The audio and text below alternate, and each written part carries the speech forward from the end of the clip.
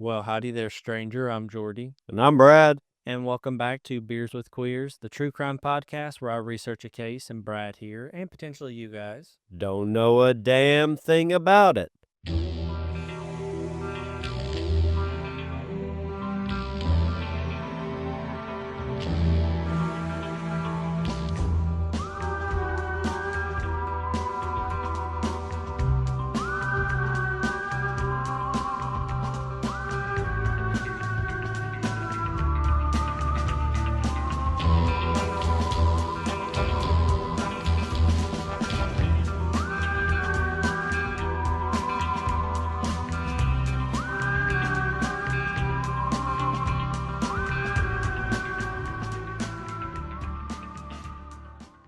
But this week, I think Jordy might be in the same boat as me because we have something very special for you guys. Would you like to explain it to him, Jordy? So, this week we actually are doing something a little different. If you haven't been able to tell by the title of the episode, we're not covering one specific true crime case or a piece of queer history. We're actually talking about an organization that is very active, very relevant, and very important to solving many cases in the queer community in modern day. So today we actually got the opportunity to sit down with members of the Trans Doe Task Force, Anthony and Victor. And just to give you an idea of what the Trans Doe Task Force is, I'll actually just read what's on their website. So the Trans Doe Task Force finds and researches cases of LGBTQ plus missing and murdered persons, especially focusing on unidentified individuals who may have been transgender. TDTF advises and educates the public, media, and forensic professionals about the needs of and differences between trans doe cases and other doe cases. The TDTF can also assist law enforcement departments, medical examiners, and forensic anthropologists with getting their cases worked on by forensic genetic genealogists, and has a trans-led forensic genetic genealogy team in-house. So yes, it is a team made up of queer, trans, forensic genealogists, PhD candidates, stuff like that. And the work they did, we got to sit down and talk with them, and you guys are about to hear that. But it was such a very informative, very fascinating, and very eye-opening interview.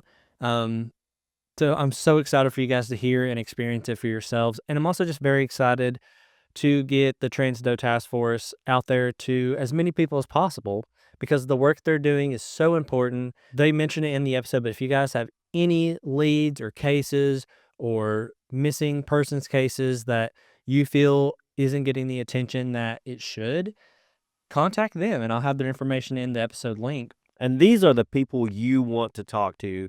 You talk about passion for what they do, passion in abundance. It really had me fired up just to get to talk to these guys. Yeah, they're so passionate. Just you can hear in their voices. They love what they do. And they were just so informed, especially, I guess is the right word to do that. You can tell like they don't mess around with this. They spend countless hours working round the clock on these cases and they don't get paid for it. This is all volunteer based work. So that just shows you how committed and how hardworking the Trans Doe Task Force really is. And they have been involved in solving, is it 60 plus cases so far? It is 60 plus cases. They helped identify a victim of the serial killer Larry Eiler. They helped identify multiple trans does and even non-trans and queer does. And so that's the thing is they help everyone. And it's not just the does and the murder victims and the missing people they give their names back to.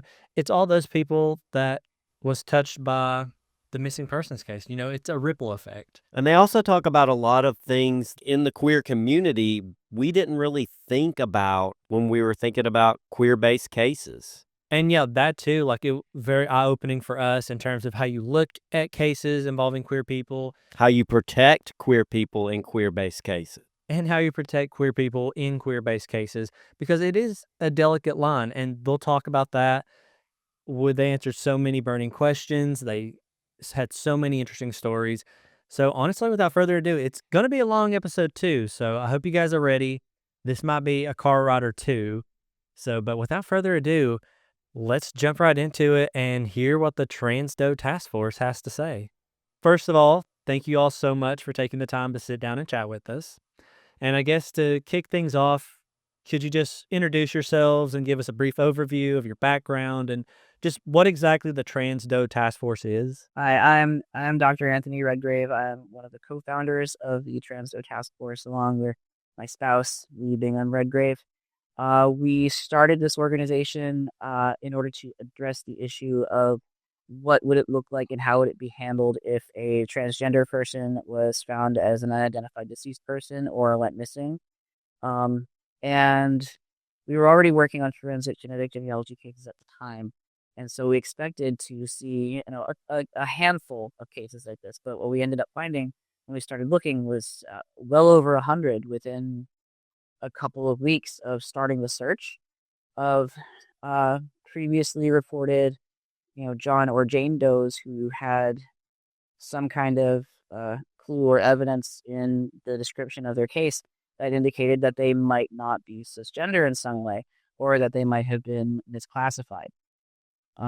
So we started working together to develop best practices for properly handling these cases. Like, what do we do if we come across these cases? Will they ever be compared in databases? The answer is not usually. Most law enforcement databases will not compare missing to unidentified people across sex categories. And I'll let Victor talk about LAMP and everything. But so what we've evolved into is a nonprofit organization mainly focused on addressing the needs of missing, murdered, and unidentified LGBTQ people, especially trans people, and providing support to law enforcement, to educators, to the public, to people in forensic science, to learn how best they can serve our community in a effective and respectful way. Awesome, Victor. That is amazing. That is very awesome. And I am Viktor Veltstra. I am the administrator of our LAMP database, which is the LGBTQ Accountability for Missing and Murdered Persons database. I started doing missing persons work because my great uncle was a missing person for 9.5 years. And we couldn't find him anywhere.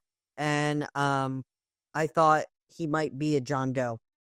So I started going through John Doe's and looking for him, and found a lot of other people. Like I solved cases before I was involved with the Trans Doe Task Force. I found other people, but I didn't find him. And yeah, after 9.5 years, we got a call from medical examiner's office in Florida that he'd been on a shelf there for 9.5 years, and just no one had contacted us. But in the meantime, my grandma had said, my brother Jeffrey is missing. And I know you're good at looking up things on the internet. Can you go and find things? And I was already doing, genealogy and stuff for our family anyway. So I started looking for him. I was looking for him the entire time. And during that, I developed a bunch of skills, for working with the data and working with the cases while also going through this. So that when we did get that call, and they said he was found, I was like, well, how can I keep applying this to continue helping people? Because the people whose family members going missing today, right, are going to go through all the same things and have the same learning curve that I have.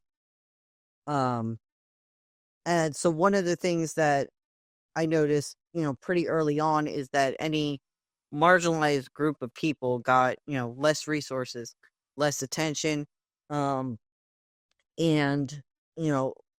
just had a lower likelihood of being solved. And the majority of true crime people, who do missing person stuff or anything else are white people.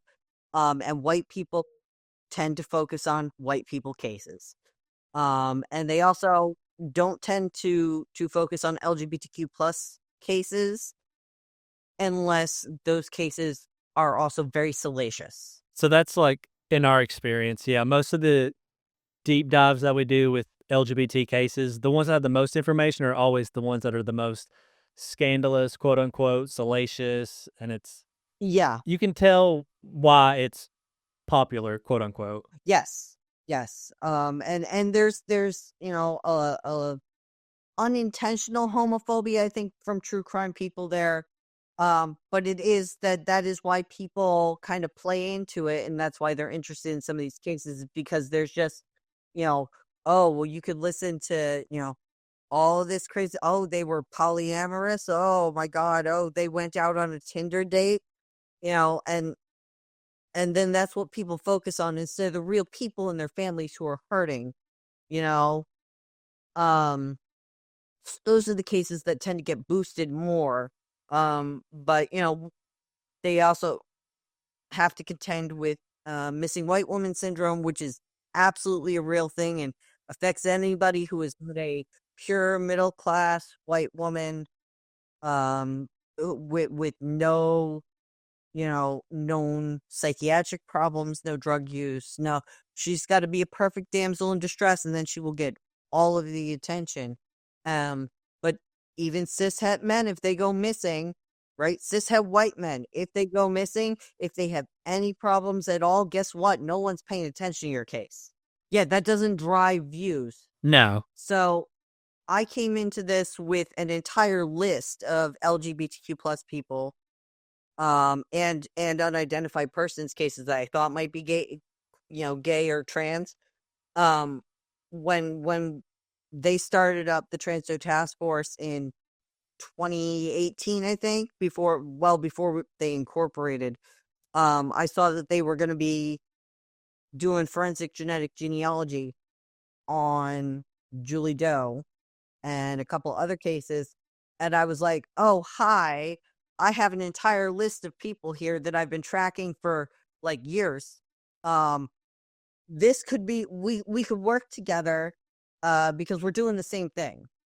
And that's kind of how it's gone on since then. Really good points. Like, one of the reasons we started this podcast in the first place was, we're both big true crime consumers, but then a lot of the cases, like as members of the queer community, I was like, well, you don't hear a lot about these. And the more we research, there's all these cases, like hundreds. Like, I think I have a list right now of over 400 cases. And I'm like, these are rarely covered, if covered at all. And I'm like, I'm surprised no one's talking about this. And so that's the main reason we started our podcast, Beers with Queers, was just like, I just want to get these stories out there. There's a lot of forgotten queer history involved with it. And it's just such a fascinating the way queer people are handled in true crime and just by like law enforcement in general is very unique. Um, Also, it's sometimes hard to understand why queer people do some of the things they do. Like, right. a lot of times they won't go to the police because they don't want to be outed if they're, still in the closet. Or sometimes they just don't trust the police, especially if they're a person of color or transgender, and people go, why don't you just go to the police?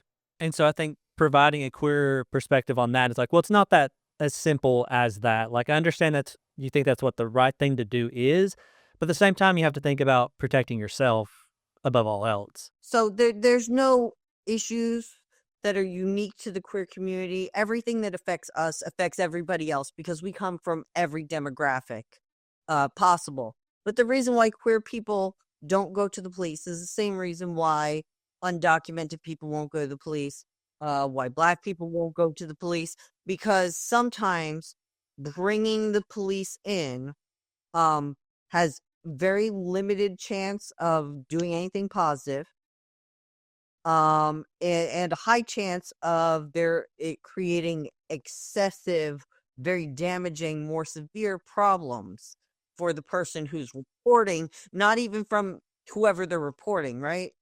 um or in the case of like a missing trans person or an openly gay person, um you don't realize it by putting that information out there, you could literally be putting a target on their back for somebody, even if they're fine. You could be putting a target on their back for somebody who doesn't like gay people or trans people just by putting a missing persons case out there. You know, but a lot of people don't think about that because they automatically think like, oh, if somebody goes missing, well, we could just go and report them to the police. Police don't always take a report either. Oh, yeah, that very famed, you have to wait 48 hours to report someone missing. Oh, that's not true though. I know, like we said on an episode a few episodes ago, we were like, "That is not true, by the way. Do not let them tell you that you have to wait 48 hours." But sometimes they won't let them report at all, even after 48 hours. Yeah. I've even seen cishet people whose biological families, not even like chosen families or anything else, biological families have gone to the police and said, "Hey, my family member is missing. I want to do a report." And the police are like, "No." Right, and I mean, what are you gonna do? you know? Yeah, there's a number of excuses that get used to just not take care of missing persons reports, and it's worse for anybody who's in any sort of marginalized demographic. Even if you're an adult and you're like a young adult and you've like just turned 18, those cases also get deprioritized because, oh, you're an adult, you have the right to go missing. The right to go missing is a major problem, as well as being deemed living a high risk lifestyle, which sometimes anyone who's even the remotest little bit queer automatically gets put in that basket. It's like, oh, it's just victim blaming. All of this stuff we're talking about, that's reasons why cases get deprioritized and why white cases get prioritized above those, is just an outcropping of victim blaming. And we see that a lot in the cases we cover, like we did the Doodler murders this past Pride Month and stuff like that. And a lot of times, as soon as investigators on the cases would learn that, oh, the victim was a known homosexual or they were known to frequent cruising spots, it was almost a sense of, I mean, I think one investigator even said, like, what did they expect from being in a cruising spot? Kind of you got what you're supposed to get. Right. And so it is such a sad thing that happens where just the fact that you are queer or a person of color, you're automatically grouped with having a high risk lifestyle, quote unquote. Yeah, and you see in like her Baumeister's cases, where they honestly, we behind the scenes had been pushing since what, 2018, 2019, we'd been contacting people to try and get more people to go and recheck the property because the homeowners were reporting on camera that they were finding human remains and the police were not interested. And we knew that there were the remains from there that hadn't been identified and there was no interest. And that's crazy considering the fact that he has like an estimated, what, like possibly 25 or more victims. Yeah, possibly more. Crazy to think about. They have found over 10,000 individual bone fragments and bones on that ranch. That's so crazy like, I feel like that would be the number one thing that I would be like, you would be pouncing on because you could solve so many cases. You would think so. There are some cases that are clearly easy layups. And we have contacted departments and said, "Hi, we have funding. We would like to fund this case to identify this person." And they have looked at the case and they have looked at us and they have said, "We're not interested." We're like, "We will pay for it and also do all of the work and close this case for you. You will look like a hero." And they're like, "Yeah, I don't really care though." So what are you supposed to do with that? I mean, that's crazy because you're literally handing them and being like, we will do the work for you. Exactly. We'll look like the good guys. You'll look like the heroes." And the fact that they're still like, I'm not interested in that is just so crazy and wild and something. Yeah, that seems like something weird is up with that. But to kind of go off that, how do you guys come across the cases you research? Is it mainly from your own digging, or do you more families and friends come to you with cases that need help solving, or how does that go? Do you want to answer this or should I? Yeah, I'd like to take just a minute because so it's we find our cases through a combination of means. Originally, it was really just us doing the data mining and putting things into our own database and tracking it ourselves. And it was only until, gosh, I want to say like maybe a year and a half ago or so, maybe 2 years, where we started actually getting contacts from departments who had heard of us and wanted help. And that really came about because of creating the LAMP database. Um, then investigators became interested in that for getting help solving their own cases, which naturally led to them wanting to have conversations with us about how our methods might help them. And so there's a combination of doing the data mining ourselves, Victor with the LAMP database, and other volunteers working to aggregate that information. Family members sending in reports of missing persons is pretty common. Not just like, family of origin, but chosen family and friends, people who traditionally, conventionally aren't usually welcome to submit missing persons reports because we track those and just, other true crime aficionados who come across something that fits under our umbrella. They want to make sure that we have it. Very frequently, those get duplicated, but when they do, sometimes we'll get additional information to add to our file there. So, anybody who's listening, if you think we might already have a case, submit it anyway. You might have something we don't have.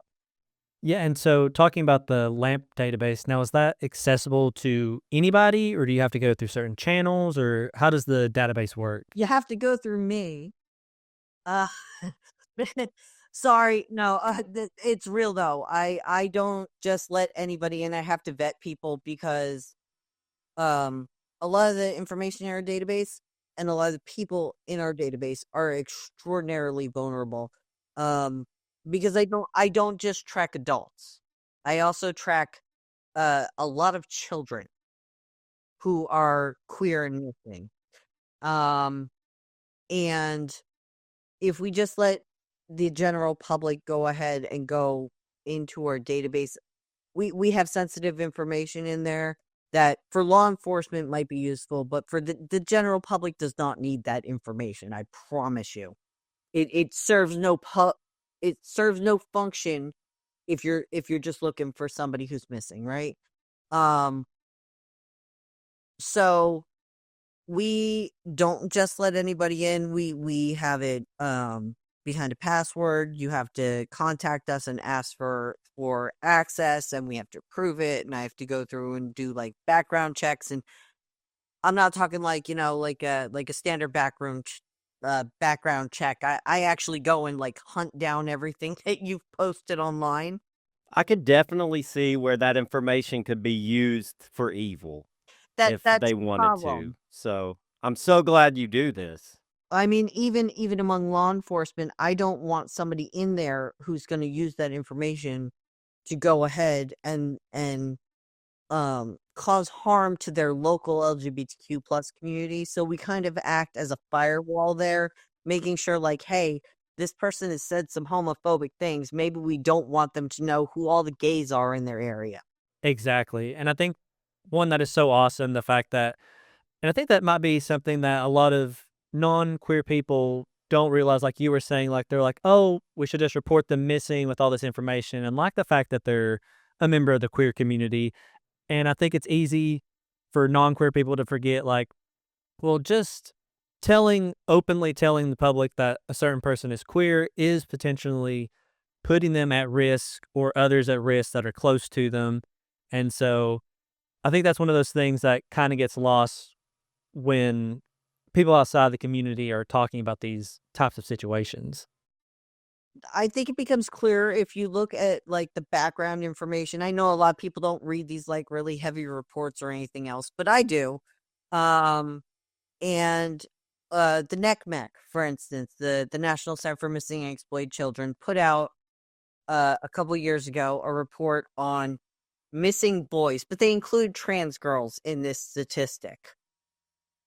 And not even going to get into all of that. They admit in that report that they understand that it's inappropriate, but they really didn't know how to put this information out otherwise. They say most kids who go missing, most boys who go missing are found within, 100 miles of where they go missing, right? So they're mostly in their own communities. 95% of the trans kids that go missing are going missing from state care, right? And this is important because those are the ones where it's required that they're reported missing. Trans kids that are not in state care, there's no demand that they be reported missing at all. So those don't get reported to the National Center for Missing and Exploited Children to begin with. But also they were at like 2 to 3 times chance of being sex trafficked or being targeted while they were out on the run or whatever they were doing, right? So they were at increased risk at every single level of the process. So when you look at that, then you have to think about harm reduction strategies, that can help improve the chances of bringing your missing person home. Like, we don't share kids anymore at all. And that it hurts my soul because really they should be able to have their information out there without being a problem, and it actually is a big detriment to their cases. Because people won't look for their cases, people won't even notice them, people will not look for them. But the chance of putting a target on their back is kind of too high, right? We had a when we were sharing children, we had a case. It was a trans boy in the South, in a state that is very anti-LGBTQ. At first they were deemed him misgendered, and then that was fixed. After that was fixed, the kid was found out on the run, was sex trafficked. And when they were finally rescued and returned to their family, who was supportive of them, they were taken away by the state for being supportive because they're in a trans hostile state. That's horrific on so many levels. Once we found out about that, I was like, we cannot share kids anymore. We can share them through back channels in the local community, but we cannot share these because how do I justify that? I was trying to It's help. so heartbreaking too. Yeah. I mean, I was trying to help, but somebody wanted to hurt this kid. And it's the fact that you're trying to save them from being hurt, Yes. but then in the process, someone else is potentially hurting them. And it's one of those situations where I'm sure it's unbearable to be, it's one of those damned if you do, damned if you don't situations. And And I it's can imagine another how frustrating. instance where they use the information given kind of against the person, the victim. If you go into any missing persons group that shares trans people, okay, and you look under their in the comments, any group that doesn't have a significant relationship with us, I'll put it that way, because some of these big groups we have been friends with for a long time. We help with other cases for them, so there's mutual aid happening. But there's some that we don't have that with. And in those, if you go through and you read the comments section on any queer or trans kid, the comments will be filled with the most vile shit you have ever seen in your entire life being said about literal children. And that's the thing. It's like you are focusing on one thing, but we are talking about a missing child Human being. and first and foremost. It's so mind-boggling that some people let their own bigotry blind them to the fact that there are missing children that we're trying to bring home here. Yeah, I'm gonna interject a little bit here, if I may.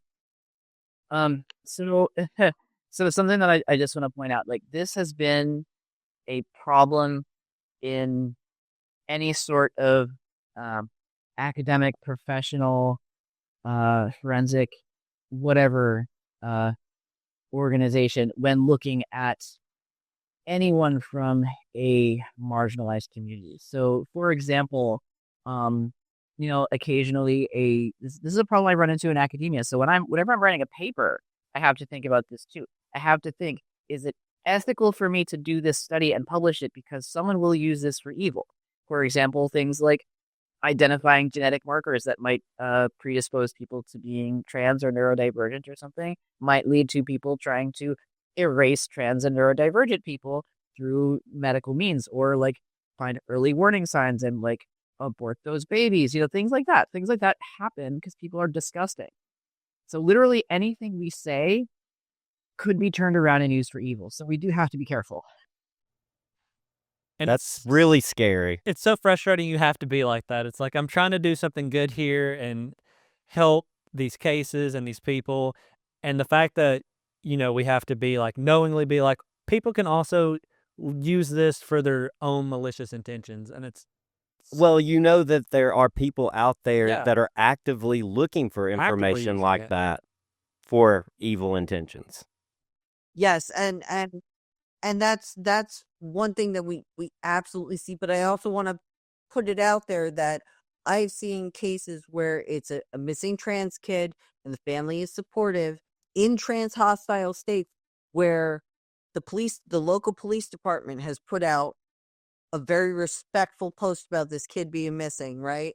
The family is in the comments supporting it, and the police are actively policing their own comment section, banning people, hiding horrible comments, everything else, and actively sitting there and going, you know, this is a missing child. What is wrong with you? And in places like literally Alabama and Arkansas, this is where, and Oklahoma, we're seeing some police departments that are like, what are you doing? How does this help find this child and keep this child safe? It seems like actually you want to put this child in more danger. Also, you see that their family is posting in here. Their family and loved ones can read every horrible thing that you say. What is wrong with you? And I got to give a shout out to those police officers and the people doing that, because they recognize that if you have all this vitriol and horribleness underneath these missing persons cases on some place like Facebook, they're going to get shared less because people don't want to be involved in that mess. Right? And that is going to make It's it, true. Yeah. people are not going to look for their victim, and they want the victim found safe. And that's so awesome that you mentioned that. I appreciate that the police officers take a look at what's happening to go, actually, this is going to cause us more problems. And besides it being disgusting, they look at it and they're like, this is a missing person. What is wrong with you? So, something that I think is really notable is that I think throughout the true crime media consumerism issue has actually led to overall a conversation on ethical true crime consumerism, because obviously things are in stark contrast for us over here in the queer community, because we're historically people who have been queer, people who have been gender variant, sex workers, anyone who is in a sexual minority have always been popular targets for people because no one looks for us. So that makes it even more important to do the looking and also to police the responses of people asking questions and possibly being more harmful. And I think that I like seeing this stark contrast, like Victor was talking about, with the departments actually going out of their way to try to get this under control. Because if we can see it so starkly in our own community, maybe it's possible to get better overall, and it does need to get better overall. But especially for us, since we've always been on the bottom. Mm-hmm. And 100%, like, the way we consume and also report on true crime. And also, law enforcement has had a rocky relationship with the queer community throughout most of history. But I know you guys work with them and also work to not only help them solve cases, but also educate them. And I was just curious, do you see, like, in your experience, has law enforcement's openness to understanding victims, queer victims of true crime, has that gotten better in recent times? Yeah, I can jump in on this one. I'm educator guy, so my doctorate is in educational leadership. So, um, education has always been a huge cornerstone of our work because misinformation and disinformation have been a huge source of the problem. Like we were talking about earlier with high risk lifestyles, people assume that you are queer, therefore you are a sex worker, therefore you are putting yourself in danger, and therefore you killed yourself, basically, which is terrible. That's not true. Um, and people don't realize that they hold these incorrect beliefs. And so breaking through and making them aware that they're holding these incorrect beliefs is a huge job in and of itself. And personally, I'm a terminal optimist or something, but um a lot of the time when I have been able to have conversations with investigators or have conversations with departments or organizations, and point out that there is a problem, the first response is just complete shock that they didn't even know this would be a problem. And the next one is usually, what can we do to help? I very rarely run into anyone actually like clapping back about that. Um, and I'm pretty sure at least part of that is because I put myself through absolute hell getting a doctorate so that people would feel like they couldn't argue with me that much because I have a terminal degree. It only works somewhat. But that's something that happens to people who come from marginalized communities as well. We have to work 10 times as hard to get half of that respect. Therefore, I had to go get a doctorate, or else no one would listen to me. So, that's an unfortunate reality, but it does work. And so yeah, I feel like I personally have seen some change for the better in that regard. And I also make a point of, whenever I'm having these conversations, I make sure to explain, we are not going to hold current investigators accountable for the mistakes and misspeaking of their predecessors. For example, the Pillar Point Doe case that went to forensic genetic genealogy that Lee and I worked on when we were still with the DNA Doe project. It was one of the first Trans Doe Task Force cases that went to genealogy. The initial reports in that case were very, very victim blamey, like, oh, this was somebody who was in the Tenderloin district and therefore was probably a sex worker. This is somebody who was not dressed at all like somebody who would be doing sex work. They just happened to be a mad person in feminine clothing. And we had to dismantle a lot of that and try to figure out where those assumptions were coming from and work with the current investigators to figure out what was actually true. And that dismantling is really important. Going back and retracing the steps on a case and seeing where things might have been inferred rather than actually investigated. That's a hard job, and encouraging people to do that and helping them to do that is really important and beneficial. I'm sorry for rambling. I'm pretty sure that my ADD meds just kicked in.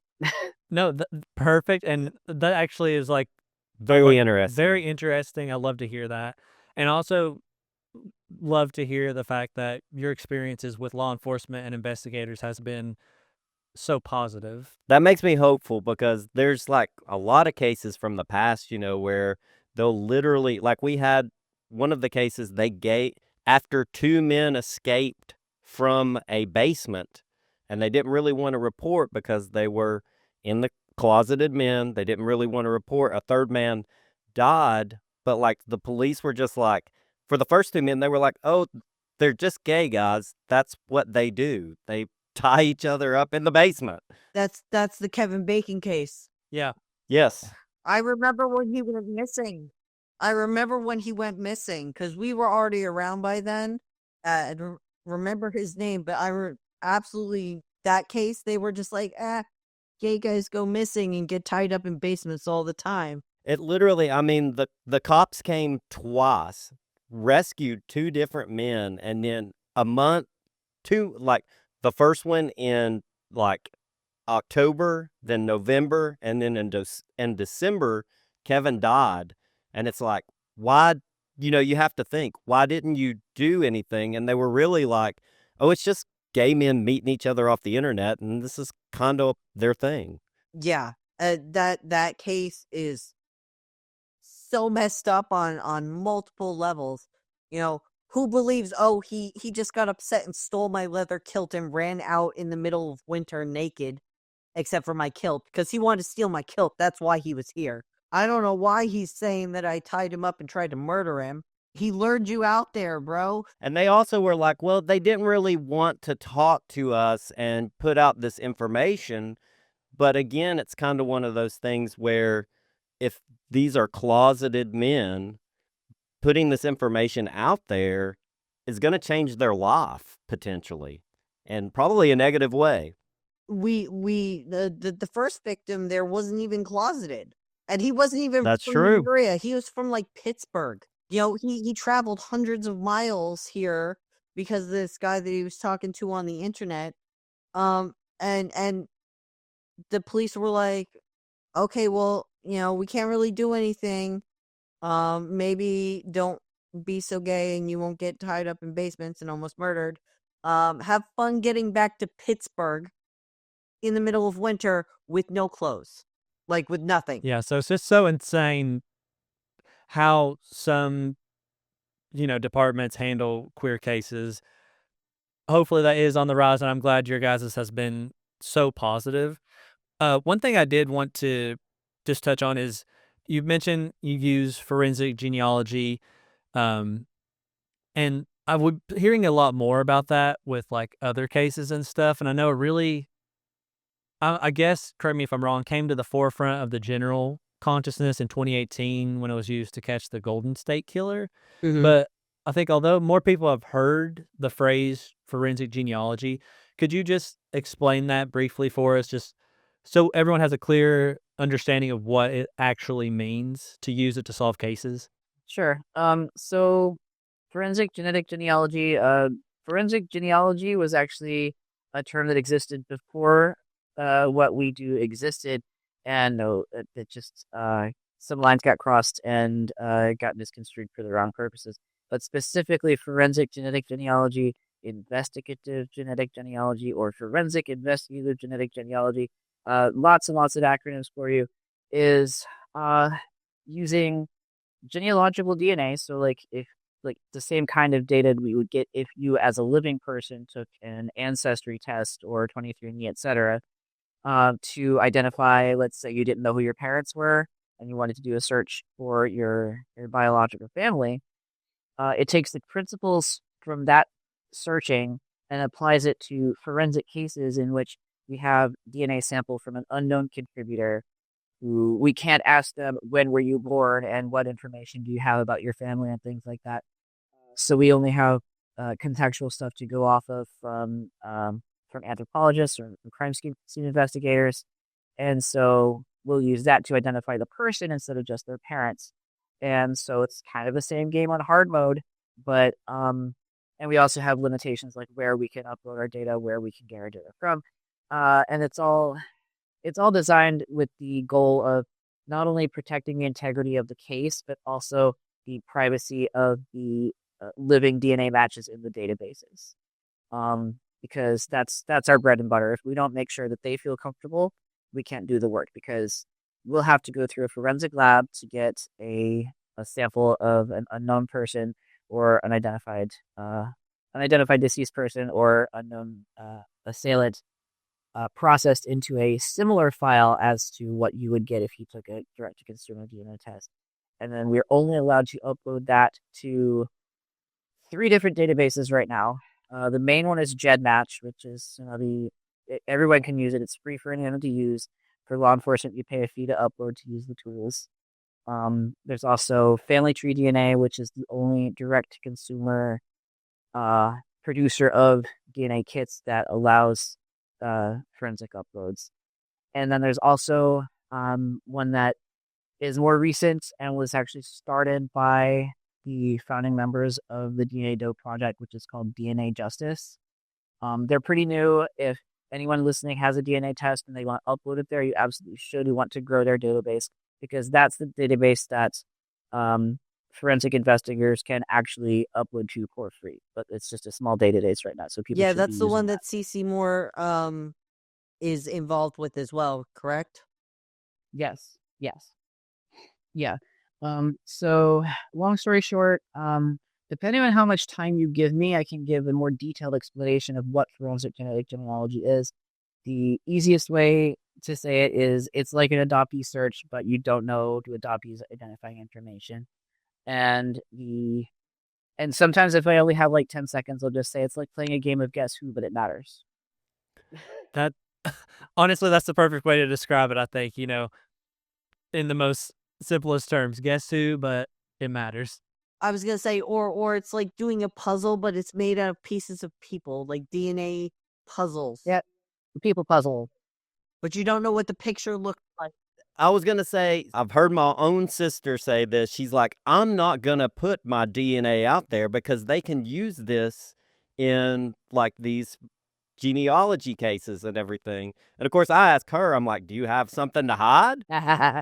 Okay. Do you have a crime that you're? And she's like, no, it just feels like such an invasion of privacy. And I was like, I would do it just to be helpful. I think it would be a helpful thing.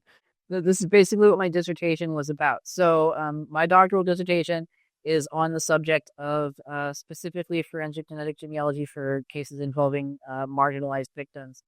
And what I was able to identify through doing my study is that one of the major barriers to getting people to participate in sharing their DNA and being like disclosing their information is unfounded and incorrect beliefs about privacy. So first off,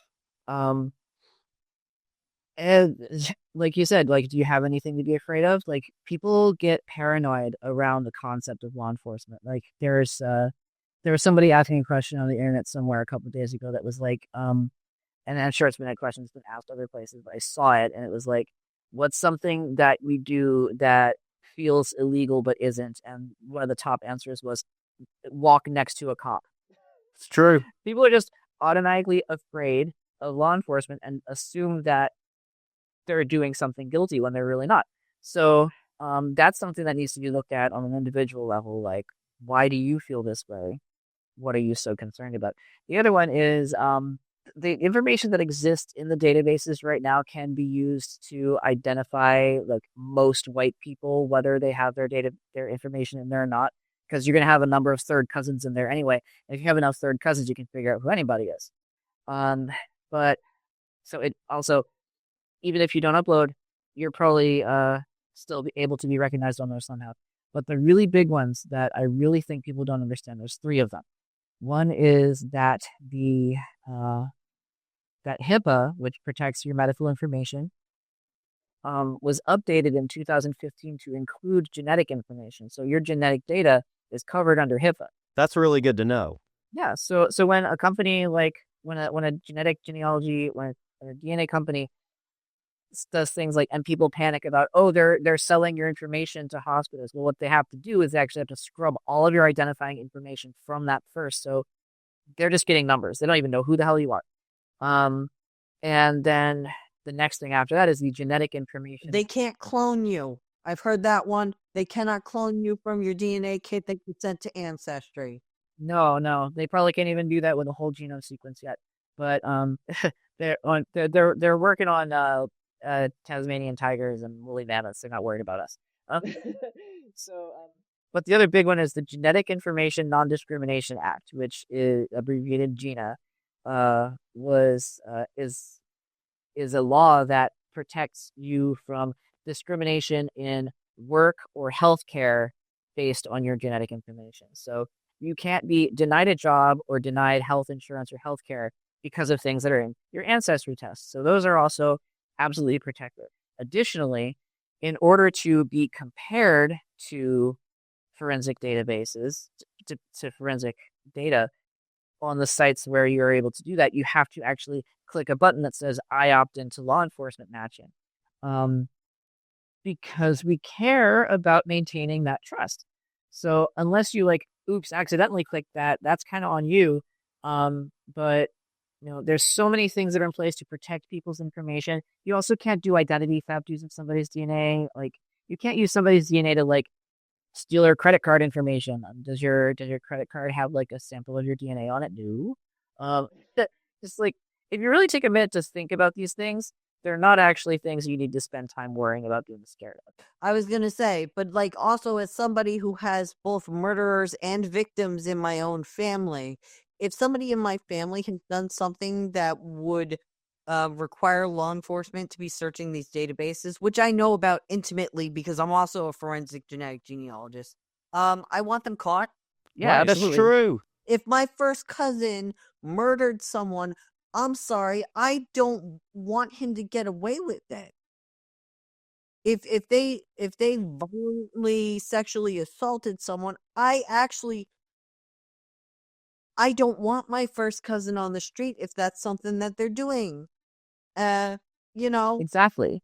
I'm not gonna protect them with that because there's actual victims in there and it's not my cousin. Right? I still love my cousin and everything else and think that what he did was wrong and still love him, all right? But understand that there are actual victims in this case that deserve justice, and my cousin should not be able to be running around out on the street just because, it's harder to identify. He's your cousin. Yes. And also, if they don't get caught, there's a high likelihood they will do it again. Absolutely. I never understand the protection of a family member when they do a horrific crime. I just can't understand it myself. When we're working on cases and like there's been I can't disclose details because sensitive materials, but whenever we run into a case where we have reason to believe that a family member of a potential suspect might protect their family member even if they committed the horrible murders that sometimes we're running into, it really weirds me out. It's like, what's wrong with you? Like, what are you going to do if you're going to protect your family? What kind of mental gymnastics do you need to do to make this right? Yes, exactly. I mean, but I can also understand where marginalized people would turn around and be like, oh, but police could use this information to turn around and falsely accuse me of having done this crime. Because also we have seen that happen. That's why Ancestry doesn't have X or doesn't have the X matching anymore. They don't even provide the tests anymore. Or the big Y tests or any of that stuff. They don't do that because there was an incident, right? But that's a sign of the system working because they were like, wait a minute, this is not right. And also it was caught before someone was prosecuted. I don't want, as a forensic genetic genealogist, I don't want to get things wrong because I recognize how important it is and how life altering it can be to be falsely accused. One of our cases that was not LGBTQ related was in Canada. It was a perpetrator case, and there had been somebody who had been convicted of this crime falsely and had spent 14 years in prison for this crime before it was recognized that they were not actually the person who committed this. And that completely altered the course of this person's life. And everybody that loved that person, it altered so many Absolutely. lives. Yeah. Yeah, he was abused in jail for 14 years, like viciously, horribly, for something he didn't even do. I as a forensic genetic genealogist and somebody who understands this stuff, right? I don't want there to be somebody who's falsely convicted or accused. I understand that and I agree with that. And I understand why people don't want their personal genetic information used to possibly hurt other people.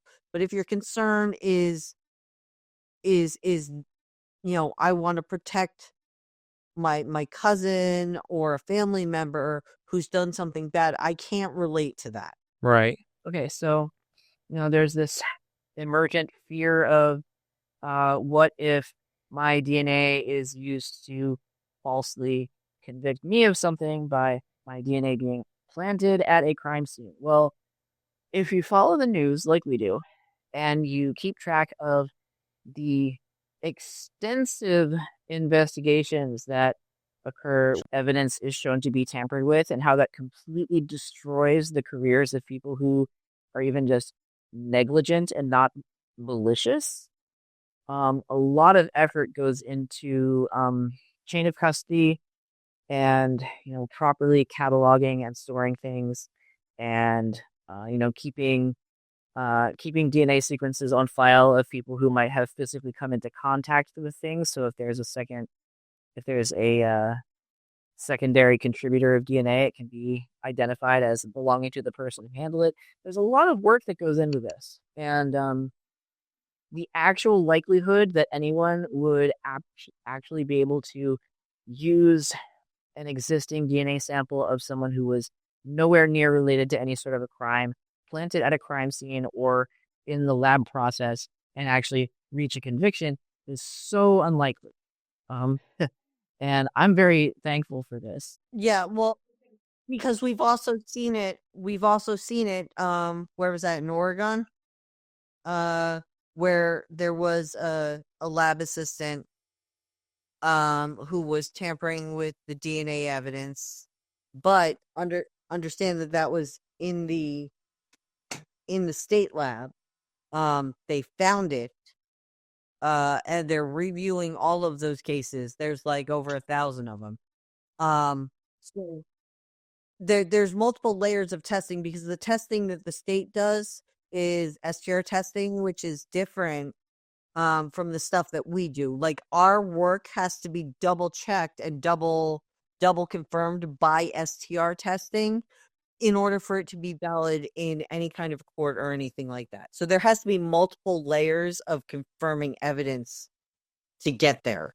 Yeah, just the accession logs alone, like usually when we'll get a case submitted to us, the agency will also send us like their case files and stuff, so we can see an index of all the samples that they have, what was used, where it came from, if there's any in reserve. And so we can actually look at that and see, like, this sample came from swabbing this thing at this crime scene, this reference sample came from this guy on this date, and we can look at all of that. And so that gives us a huge peace of mind for knowing that the data is being handled appropriately, and we're also able to examine that and report back to the agency and say, hey, what is this thing? Do you know where it is? Because sometimes it'll actually just be lost. We can also turn around and tell them, like, I don't know if that one is going to be useful actually to identify the person that we're trying to identify here, because I like, to our mind, if it could be plausibly, or if there's plausible deniability about why that DNA is there, if it's in a weird place and not in a very obviously related place,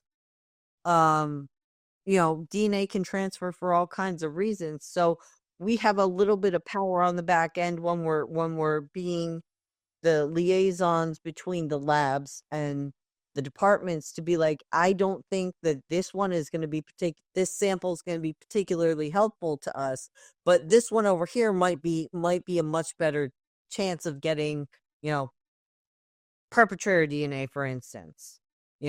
Obviously different if we're talking about someone who is unidentified. So we're going to stop here, and this will actually be part one of two parts of our interview with the Trans Doe Task Force. This wasn't initially what we planned. However, we just got to talking with them so much, and before you know it, 1 hour turned to 2 hours. And I know for me personally, I do prefer when my podcasts are a little bit more broken up. They're easier to consume for me, and I do find it kind of daunting when an episode of my favorite podcast is like 2 to 2.5 hours. And so I do like it better personally when it's kind of broken up for me. So it's easier to digest, and it gives you time to actually sit with the information and kind of process it. So when part two comes around, you have an idea of everything we've talked about, what the Trans Doe Task Force is. And honestly, I think that can help you better, all of us really, including us, better appreciate what it is these folks are trying to do, which is amazing work. Plus, it gives you a chance to kind of go and do a little bit of your own research on them and just see how amazing they are. So when you come back next week, you're going to come in better informed. And I have to say, like, the second part is very good. So it's not like we're just cutting it in the middle. The second part is very good. There's a lot of touching parts that I really enjoyed. And in the meantime, during that week, if you guys, like I said at the beginning of the episode, if you have any cases you come across of missing or murdered people that might have been trans or queer, or even if they aren't trans or queer, but you think they may fit the mold of what the Trans Doe Task Force is doing, hit them up with information or hit us up on our socials and tell us, and we will pass that information on to them on your behalf. Well, I was going to say, yeah, in part 2, they talk about it a bit more, but this is your chance to actually be an active participant and hopefully finding justice for some of these people that's been lost. There's a lot of stories out there that no one knows about because they just haven't been talked about. And if you have someone that has been missing or knows some, like a friend or anything that's gone missing, these people will look for them. That's a guarantee. They will look for them. And like I said, in part 2 of this, you will see how dedicated they are to finding these people. And I'm so excited for you guys to hear that. Until then, sit with part 1 for a while and digest it, fully process it like we're still doing. And until then, if you enjoyed this episode and the podcast, please leave us a 5-star rating or review on iTunes or Spotify. Helps us out a lot, helps other people discover the podcast, and of course, we just love hearing from you guys. If you want to see photos from today's case, you can follow us on Instagram at Beers with Queers Pod, that's POD, or on Facebook at Beers with Queers, a true crime podcast. And until next week, stay dangerous out there, my friend. Because that's probably how long it's going to take me to edit this episode. See ya.